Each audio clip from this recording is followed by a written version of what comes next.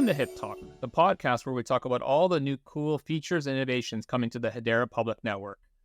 Today, we're going to be talking about Release 53. My name is Keith Cole, and I'm a product manager at Hashgraph, and I'm very honored today to be joined by Torfinn Olsen, who's the release manager for Release 53. Hey, Torfinn, how's it going? Great. How's it going, Keith? Release 53, we have a lot of exciting stuff, so let's dive into it.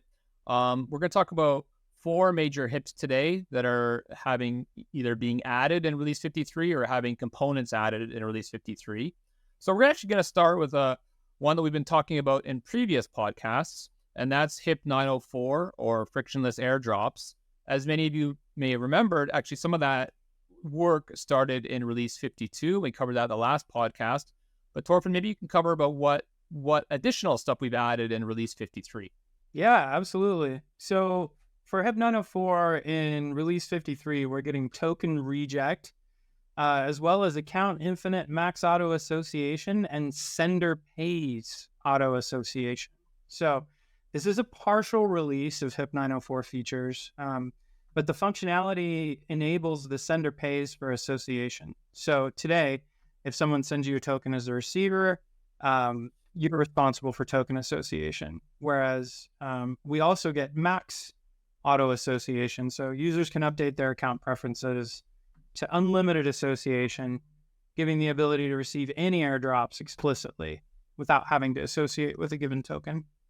That's great and great progress. And we're going to be continuing to add features as we move to the completion of that great new addition to the Hedera token service.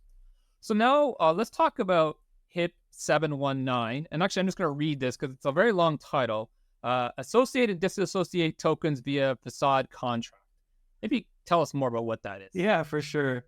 So this is also partial, but this completes the HIP. So what we're getting is capping off HIP 719 with the is associated feature. And so this will enable developers to manage HTS token associations in a manner familiar to use the ERC20 and ERC721 tokens via the token proxy redirect facade contract that was introduced in HIP 218. So this adds the is associated functionality on HTS tokens, making it similar to calling functions on those other interfaces, exactly the same. So that'll make it really familiar for dApp builders. They can call this function without requiring any intermediary contracts. Now we'll talk about HIP 993, which is improving the record stream legibility and extensibility. What's this feature about? Yeah, it's really exciting for us, but probably not super impactful for folks other than those running consensus nodes.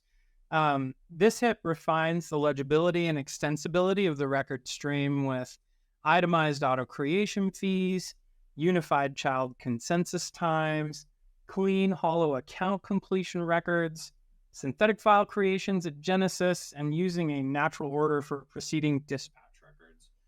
That was a mouthful, but one of the outstanding features scheduled for a future release is fail fast on throttled child transactions, and that'll complete the scope of work. Great. So probably not a super exciting feature for end users using the network, but pretty exciting for those of us who are continuing to improve the Hedera protocols. Totally.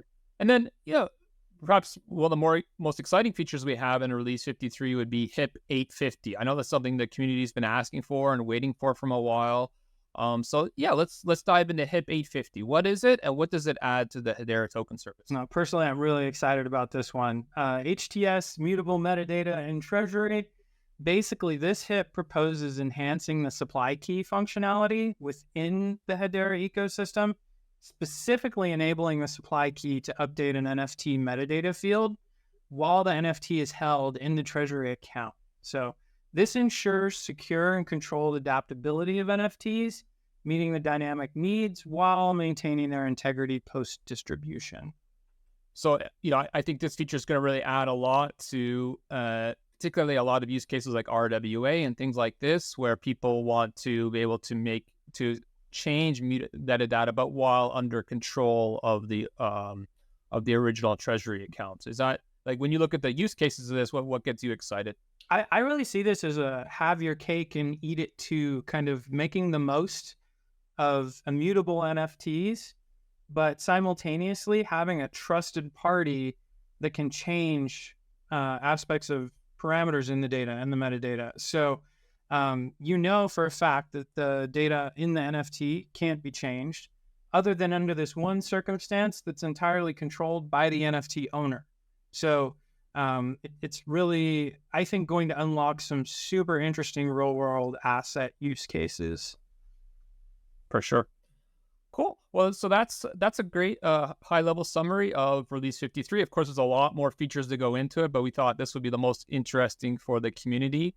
I just release 53 is rolling out in the month of September, both on testnet and mainnet. So yeah, please go out and test some of these new features on testnet, and then and then look for their deployment on mainnet as well. As always, if you're interested in where we are in our release cycle, you can always go to the status page of Hedera. And if you just want more information about Hedera at all, please, go to hedera.com or our doc site, docs.hedera.com. Anything you'd like to finish on, Torfinn? No, I really appreciate your time, Keith. It's really been a pleasure, and just excited to hear about feedback from our community regarding these HIPs. The engineers really put a lot of effort into getting these together and thinking them through. So I think it's going to be great. On that note, thank you everyone for joining Hip Talk, and we'll talk to you again soon.